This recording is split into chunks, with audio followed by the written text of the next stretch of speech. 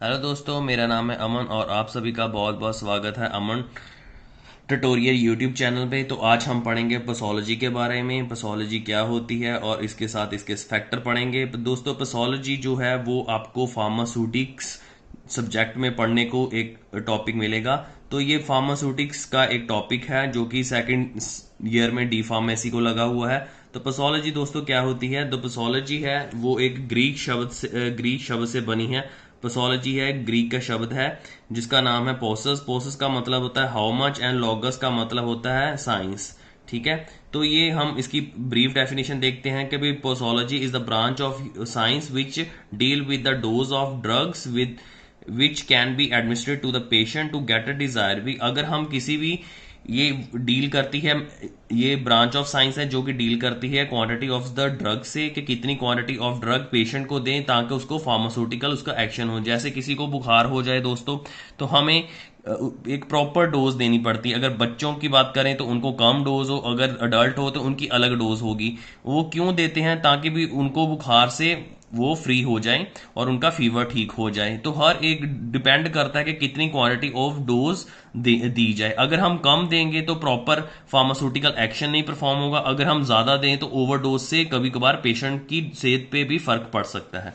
तो यही आगे लिखा है। तो जो डोज है और वो कैन नॉट बी फिक्स्ड।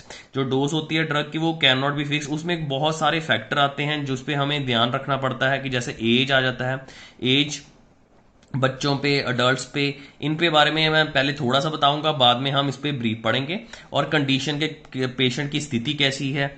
और उसके बाद आता है स्वेयर सिटी के भी कैसे मतलब डिजीज। स्वेयर सिटी का मतलब कि सीरियसनेस। सीरियसनेस मतलब सीरियस ऑफ डिजीज के कितना वो डिजीज को लेकर उसके साथ कितनी डिजीज है जिससे उसकी सेहत को फर्क पड़ रहा है। तो ये भी टॉलरेंस आती है, बर्दाश्त करने की क्षमता, कि वो कभी कभार क्या होता है कि कभी कभार डोज को वो नहीं बर्दाश्त कर पाता पेशेंट। तो ये भी है। उसके बाद आइडोसाइक्रेसी, ये मतलब नेचर पे डिपेंड करता है पेशेंट की। और रूट ऑफ एडमिनिस्ट्रेशन आ जाता है। रूट ऑफ के भी किस रूट से हम दे रहे हैं, आइदर इंटरवेस्कुलर ओरल रूट, कौन सा रूट प्रेफर कर रहे हैं। और आती है ड्रग ड्रग इंटरेक्शन। ये नहीं कि कोई भी ड्रग्स को दो को लेके हम किसी पेशेंट को दे दें। उससे क्या होगा कि अगर हम दो ड्रग किसी मतलब कि किसी पेशेंट को दे देते हैं तो कभी कभी क्या होता है कि ड्रग ड्रग आपस में इंटरेक्ट कर जाती है और एक कॉम्प्लेक्स बना के पेशेंट के अंदर उसको उसकी सेहत को उसके साथ सेहत के साथ उसके साथ खिलवाड़ हो सकता है। सो हमें ऐसा नहीं है, हमें पता होना चाहिए कि इस जो दो ड्रग है वो आपस में उनकी कोई इंटरेक्शन नहीं हो। ठीक है। और rate of elimination, rate of के उसकी डोज की एलिमिनेशन भी प्रॉपर हो जाए ताकि वो ज्यादा समय तक पेशेंट के अंदर ना रहे और उसको कोई भी हार्मफुल इफेक्ट ना हो। चलिए आगे पढ़ते हैं। आगे है the official dose the official doses or dose which are given to the pharmacopoeia represent the average range of the patient average range of the quantity suitable for the adult. कि जो फार्माकोपी में दिया होता है वो डोज जो बनी होती है वो अडल्ट को लेकर बनी होती है और वो हमें किस में, हमें 24 आवर में देनी होती है। जो भी मतलब हम डोज देते हैं वो फार्माकोपिया की जो बुक्स आती हैं, आपको पता है इंडियन फार्माकोपिया होती है, ब्रिटिश फार्माकोपिया होती है और यूएसए फार्माकोपिया होती है। अगर कोई भी हम जो ड्रग दे रहे हैं वो पर्टिकुलर जिस फार्माकोपिया से रेफर करके दे रहे हैं वो हमें अडल्ट, वो पर्टिकुलर जो बनी होती है डोज वो एक अडल्ट से बनी, अडल्ट के बॉडी, अडल्ट के मुताबिक बनी होती है और वो हमें एक 24 आवर में देनी होती है। When the other routes of administration are followed by the appropriate dose. जब हम और रूट अप्लाई करते हैं रेदर देन द ओरली तो हमें कुछ चीजों का, फैक्टर्स का ध्यान रखना पड़ता है। चलिए उनके बारे में पढ़ते हैं कि कौन कौन से फैक्टर हैं। Factor, the following are some factor which influence the dose. के भी ये सारे हमें ध्यान रखकर ही डोज देनी चाहिए। पहला फैक्टर आ जाता है एज फैक्टर। एज फैक्टर में क्या बताया था? Pharmacokinetic of many drug change with the age. कि जैसे इसमें बताया कि चिल्ड्रन जो होते हैं और जो ओल्ड पीपल होते हैं नीड लेस, उनको लेस अमाउंट ऑफ डोज चाहिए होती है rather than the normal adult because they unable to excrete. के वो प्रॉपर एक्सक्रीट नहीं, मतलब कि वो उनकी जो मेडिसिन जो वो डोज खा रहे हैं वो प्रॉपर वो एलिमिनेट नहीं हो पाती इन चिल्ड्रन और इन ओल्ड एज पीपल में। और नॉर्मल में जो है प्रॉपर मेटाबॉलिज्म, एक हेल्दी जो वॉलंटियर होता है उसमें प्रॉपर एक्सक्रीशन और मेटाबॉलिज्म होती है। सो उस पे डोज का हमें ध्यान रखना पड़ता है।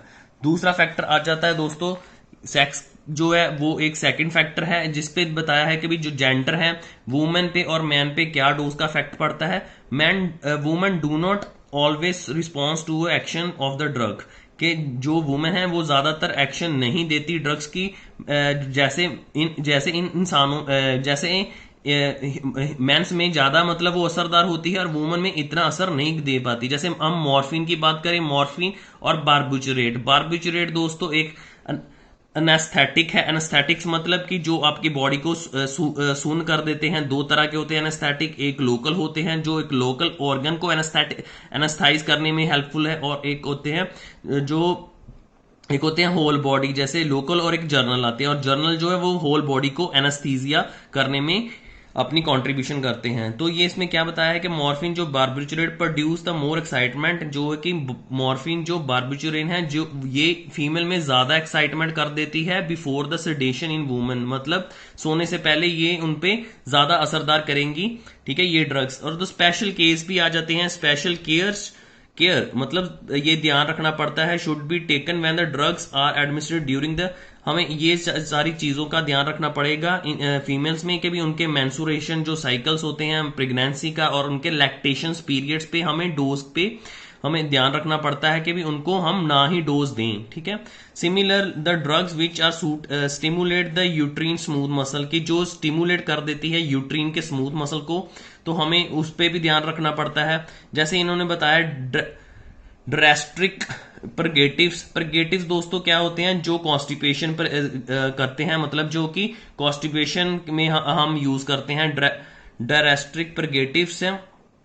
और आइए इसकी डेफिनेशन भी हम पढ़ लेते हैं, थोड़ी और क्लियर हो जाएगा। परगेटिव्स जो और लेक्सेटिव्स हैं, ये drugs to promote the evacuation of bowel, ताकि ये मतलब जो वेस्ट मटेरियल है उसकी इवैक्यूलेट करता है। इन द कॉन्स्टिपेशन यूज्ड होते हैं। कॉन्स्टिपेशन जो लेक्सेटिव्स होते हैं दोस्तों वो माइल्ड एक्शन उनका कम एक्शन होता है, ये परगेटिव उनका स्ट्रॉन्ग एक्शन होता है, और वो रिजल्टिंग द मोर फ्लूइड, के भी ये मोर फ्लूइड इवैक्यूलेट करते हैं। और जो लेक्सेटिव्स होते हैं वो मतलब कि सॉफ्ट स्टूल फॉर्म करते हैं, जैसे इसबगोल इसकी एग्जांपल आ जाती है।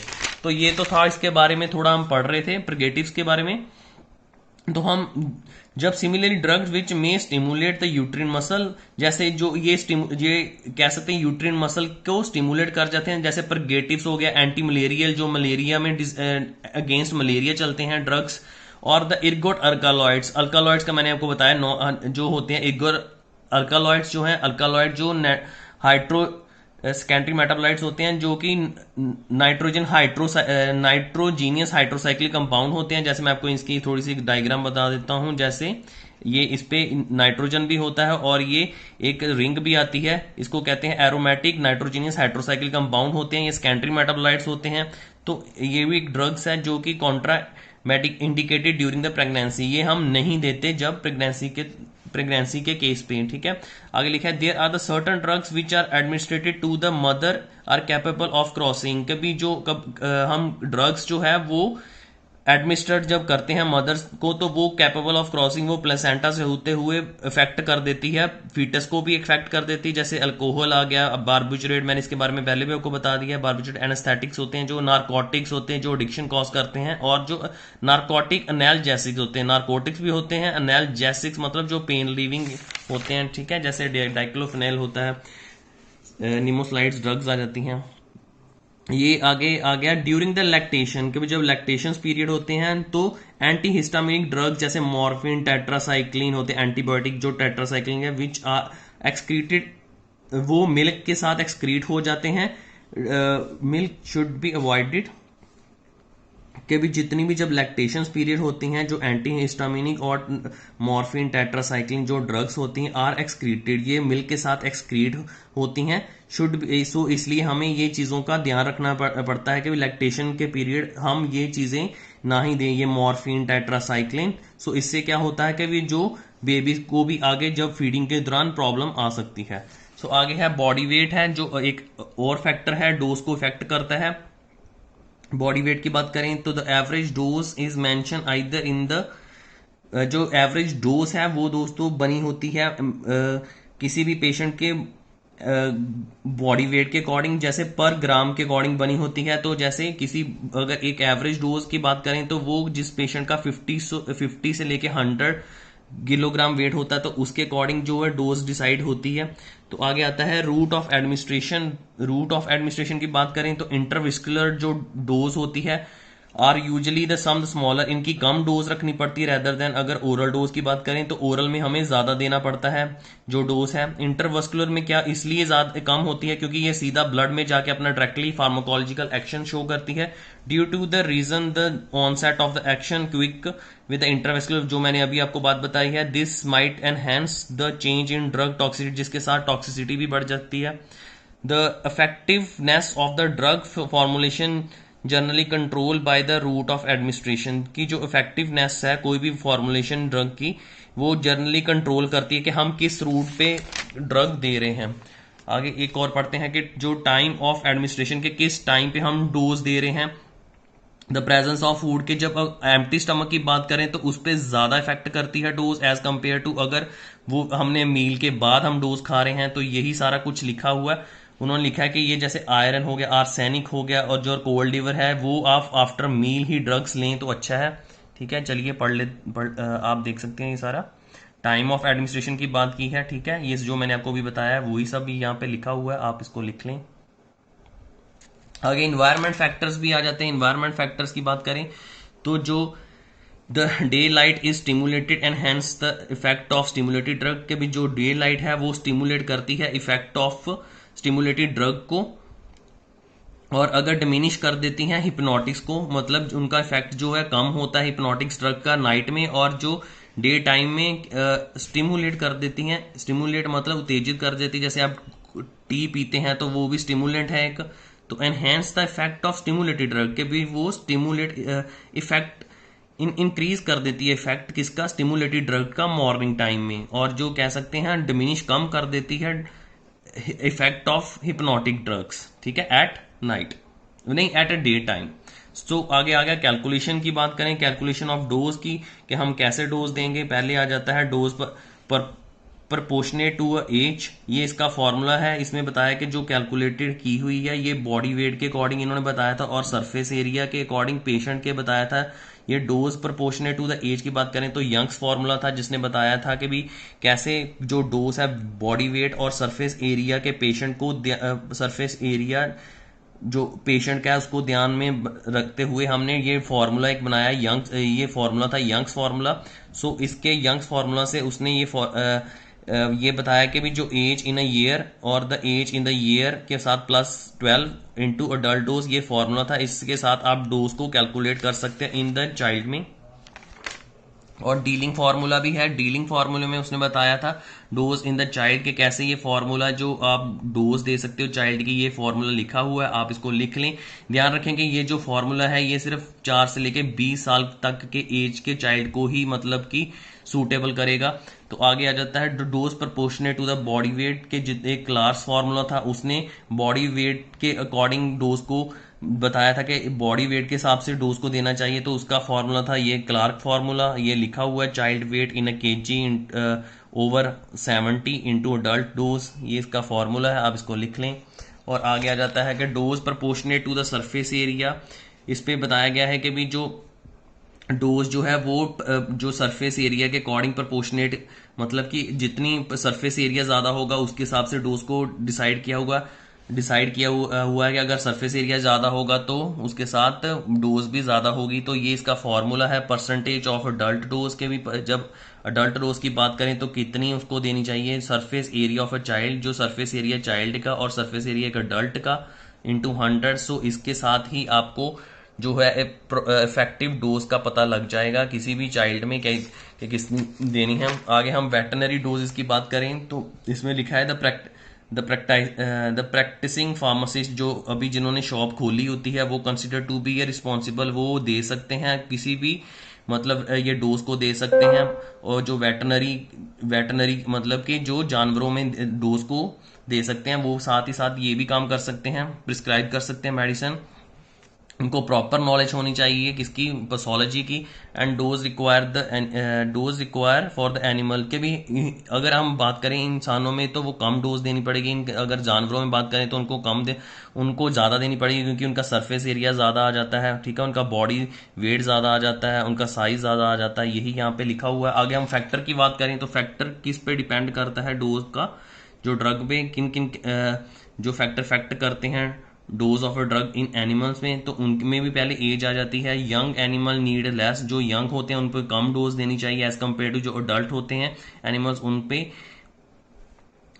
पर ज़्यादा होती है। Young animals are more susceptible than the adult, के भी यंग जो है उन पे डोज का फैक्टर जो है ज़्यादा होता है, तो हम कम डोज ही देंगे उनको, ठीक है। आगे सेक्स के ऊपर डिपेंड करता है ये फैक्टर, इस पर बताया है कि जो ये प्ले करता है an important role prescribing for the dose of animal. अगर फीमेल की बात करें तो female play the less dose, female में हमें लेस डोज देनी पड़ती है as compare. Some drugs have tendency to pass in the milk, so यही है कि भी जो फीमेल के साथ, जैसे हमने जो इंसानों में बात की थी कि भी जो कई ड्रग्स होती हैं वो मतलब पास भी हो जाती हैं मिल्क के थ्रू फीटस को, जो कि उनको प्रॉब्लम कर सकती हैं। Some drugs have tendency to pass the milk and which become unfit to the human consumption, के भी ये आगे के भी मतलब मिल्क से पास होकर आगे फिर वो जो उनके मिल्क जो ह्यूमन बीइंग कंज्यूम करते हैं तो उनके लिए प्रॉब्लम हो सकती है। सो कई ड्रग्स का ध्यान रखना पड़ता है। तो बॉडी वेट की बात करें तो इन्होंने बॉडी वेट में बताया है कि भी जैसे जो डोज है वो हैवियर ब्रीड में हमें लेस रखनी होगी, और जो कह सकते हैं और डोज जो है वो लाइटर ब्रीड में हमें कह सकते हो आप कि भी यही डोज जो है लाइट रखनी होगी, कि भी हैवियर ब्रीड में हमें लेस डोज रखनी पड़ेगी, जो डॉग्स की बात की हुई है। और अगर हम लाइटर ब्रीड की बात करें तो उनमें उनमें हमें ज़्यादा डोज रखनी पड़ेगी। तो ये सारा था आज का टॉपिक पैथोलॉजी में का। तो आप मुझे बताएं कि आपको कैसा लगा है। आप लाइक करें, सब्सक्राइब करें और शेयर करें। Thank you.